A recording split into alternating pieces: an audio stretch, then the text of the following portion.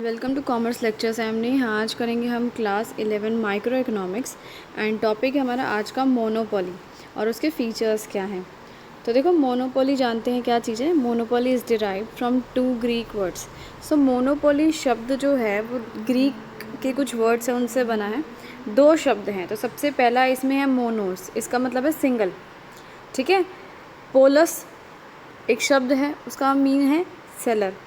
तो इसका मतलब क्या होगा, सिंगल सेलर, यानी ऐसी मार्केट सिचुएशन जहाँ पे सिर्फ एक ही सेलर होता है वो होती है monopoly market.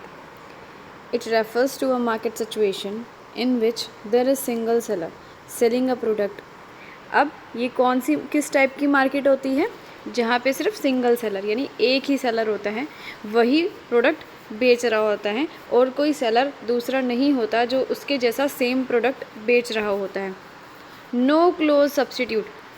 No close substitute का मतलब है जो प्रोडक्ट वो सेलर बेच रहा है उससे रिलेटेड मिलता जुलता दिखता या उसके जैसा यूज़ में आने वाला और कोई प्रोडक्ट अवेलेबल है ही नहीं मार्केट में। एक लौता सेलर है और एक लौता प्रोडक्ट है जो मार्केट में बिक रहा है। फीचर्स क्या है मोनोपोली के, जैसे कि ऊपर पड़ा डेफिनेशन में कि सिंगल सेलर है यानी एक ही सेलर होता है। सेवरल बायर्स यानी बायर्स तो काफ़ी सारे होते हैं लेकिन सेलर सिर्फ एक होता है। There is a single seller selling the product. So सिर्फ एक सेलर होता है जो अपना प्रोडक्ट बेच रहा होता है। Monopolist has full control over the supply and price. एक ही सेलर है, वही अपना प्रोडक्ट बेच रहा है। सो जो मोनोपोलिस्ट हुआ यानी जो सेलर है उसका पूरा कंट्रोल होता है सप्लाई पे। अब माल ज़्यादा बेचना है, कम बेचना है, प्रोडक्शन कम करनी है, ज़्यादा करनी है, वो उसी के ऊपर डिपेंड है, ठीक है। क्योंकि और कोई सेलर है नहीं कि भाई उसने प्रोडक्शन कम कर दी, सप्लाई कम कर दी तो कहीं और से कोई दूसरा सेलर उठ के आ जाएगा, नहीं। सारा कंट्रोल उसके हाथ में और प्राइस भी उसके हाथ में ही है।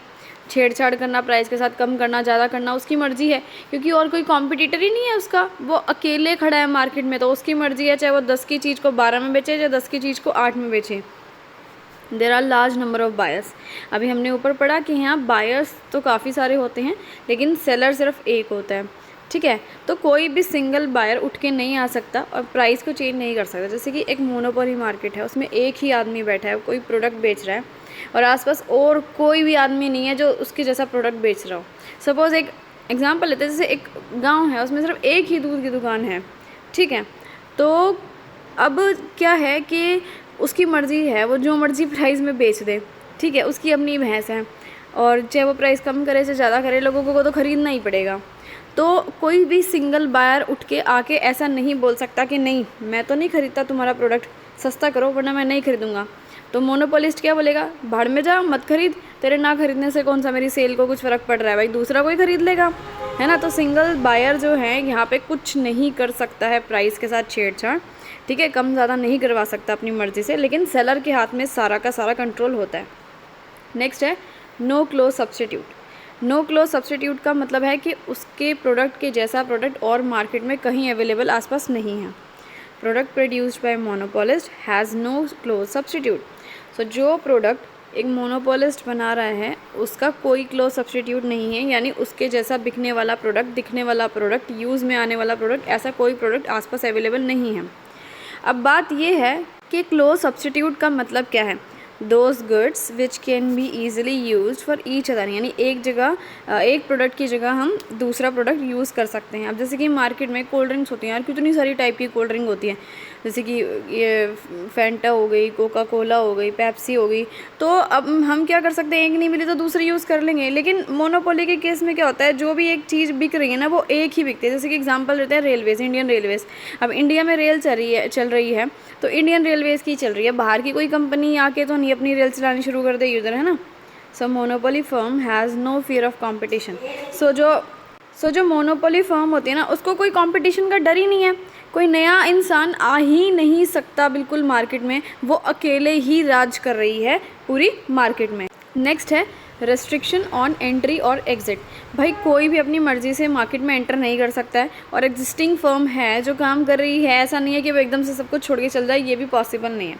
अब जैसे कि इंडियन रेलवेज़ है, अब कोई और आकर अपनी रेल चलाने तो नहीं लग जाएगा, भाई बहुत पैसा ज़्यादा खर्च होता है, ठीक है। और गवर्नमेंट के कुछ रूल्स एंड रेगुलेशन है, ऐसे कोई आसानी से तो घुस नहीं सकता इंडियन रेलवेज़ में, कि भाई अपनी इंडियन रेलवे की तरह जर्मन रेलवे स्टार्ट कर दो इंडिया में हैं, या फिर और कोई देश की यूएसए की रेल स्टार्ट कर दो। भाई ऐसे तो नहीं अपनी कंपनी की कोई एकदम से रेल आ सकता, या फिर एग्जिट करना भी मुश्किल है। अब इंडियन रेलवेज़ है वो सिर्फ रेल इंडिया की गवर्नमेंट चला रही है। अब ये ऐसा तो है नहीं कि एकदम से उसके मन में आई कि चल छोड़ यार नहीं मज़ा आ रहा है इस बिज़नेस में, हम सब कुछ छोड़ देते हैं। ऐसे छोड़ छाड़ के भी नहीं भाग सकती, कितने लोग परेशान हो जाएंगे, है ना। So there are strong barriers to entry of new firms and exit of existing firms. तो बहुत ज़्यादा बड़े बैरियर्स यानी बहुत ज़्यादा हर्डल्स होते हैं। कोई भी नई फर्म मोनोपोली के केस में अचानक से एंटर नहीं कर सकती है, और ना ही जो एग्जिस्टिंग फर्म है यानी जो ऑलरेडी काम कर रही है वो छोड़ के जा सकती है, जैसे कि मैंने इंडियन रेलवेज़ का एग्जाम्पल दिया। So monopoly firm can earn abnormal profits and losses in the long run. So जो मोनोपोली फर्म है वो एबनॉर्मल प्रॉफिट और एबनॉर्मल लॉसेस कमा सकती हैं। अब सबको पता है नॉर्मल प्रॉफिट तो सबको पता है क्या होते हैं, कभी अपनी ज़्यादा सेल होगी तो अपने आप को ज़्यादा प्रॉफिट हो गया, है ना। या कभी क्या हुआ, जैसे कि इंडियन रेलवेज़ का एग्जांपल लेते हैं, आपने रेल चलाई, लोग उसकी टूटियाँ ख़राब कर गए, ठीक है, टॉयलेट में, या सीटों के कवर फाड़ गए, ये तो नॉर्मल लॉस है छोटे मोटे। लेकिन एबनॉर्मल प्रॉफिट और एबनॉर्मल लॉस ऐसे लॉस और प्रॉफिट होते हैं जो हमने एक्सपेक्ट नहीं किए होते और एकदम से अचानक से आ जाते हैं, ठीक है। जैसे कि अब नॉर्मल लॉस का एग्जांपल लेते हैं, जैसे कि ट्रेन के अभी पीछे अभी आपने देखा होगा एक न्यूज़ आई थी, तीन ट्रेन इकट्ठी टकरा गई थी और बहुत ज़्यादा लोग मर गए थे और ट्रेनों का भी बहुत ज़्यादा नुकसान हुआ था। तो ये है एबनॉर्मल लॉस, यानी हमने तो एक्सपेक्ट नहीं किया था कि इतना भयानक एक्सीडेंट हो जाएगा और ट्रेनों का इतना नुकसान हो जाएगा और गवर्नमेंट का इतना ज़्यादा लॉस हो जाएगा, ठीक है। बैरियर्स में include licensing, patent rights etcetera. So barriers किस टाइप के होते हैं कि भाई कोई भी नई फर्म क्यों नहीं आ सकती, जैसे कि लाइसेंसिंग की ज़रूरत पड़ सकती है या पेटेंट राइट्स की ज़रूरत पड़ सकती है। जैसे कि बहुत सारे ऐसे बिज़नेस होते हैं जिसको स्टार्ट करने के लिए आपको लाइसेंस की ज़रूरत पड़ती है, या फिर कोई एग्जिस्टिंग फर्म है और वो अपना बिज़नेस चला रही है तो उसके से आपको पेटेंट्स वगैरह ख़रीदने पड़ते हैं। ऐसे आसानी से नहीं कि इसने ये प्रोडक्ट बनाया तो इसकी कॉपी कर दूँ मैं, ऐसे नहीं। पेटेंट्स वगैरह, ट्रेडमार्क वगैरह बहुत सारी चीज़ें खरीदनी पड़ती हैं ना। नेक्स्ट है प्राइस डिस्क्रिमिनेशन। प्राइस डिस्क्रिमिनेशन मतलब क्या है, यहाँ पे डिस्क्रिमिनेशन शब्द का ही मतलब है भेदभाव करना। तो प्राइस को लेके भेदभाव करना, यहाँ पे क्या हो रहा है, a monopolist can charge different prices for his product from different customers at the same time. अब जो मोनोपोलिस्ट है, जो सेलर है, भाई वो अलग अलग प्राइस चार्ज कर सकता है अपने अलग अलग कस्टमर से अपनी मर्ज़ी से जिस समय भी, ठीक है, उसकी मर्ज़ी है, क्योंकि वो अकेला प्रोडक्ट बेचने वाला है। किसी को सस्ता भी बेच सकता है, किसी को महंगा भी बेच सकता है, भाई कोई उसके ऊपर सवाल नहीं उठा सकता क्योंकि वो अकेला सेलर है। It is known as price discrimination, इसे ही प्राइस डिस्क्रिमिनेशन कहते हैं। नेक्स्ट चीज़ है प्राइस मेकर। प्राइस मेकर शब्द का इधर क्या मतलब है कि जो फर्म होती है या इंडस्ट्री होती है जो प्राइस डिसाइड करता है कि ये प्राइस पे प्रोडक्ट बिकेगा, वो होता है प्राइस मेकर।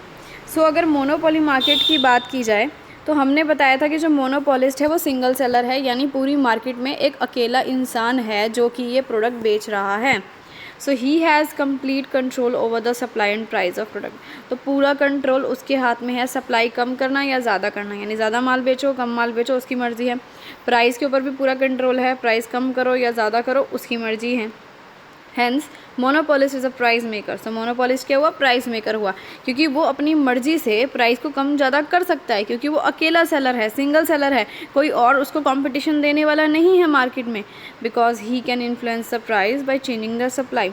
और वो सप्लाई को बदल के प्राइस में बदलाव कर सकता है। अब सप्लाई से कैसे चेंज होगा, अब आपको पता है जब सप्लाई बहुत ज़्यादा आएगी, यानी इतना ज़्यादा मार्केट में आप माल ले आए हो तो क्या होगा, पड़ा फिरेगा जगह जगह, तो वो माल अपने आप ही सस्ता बिकेगा।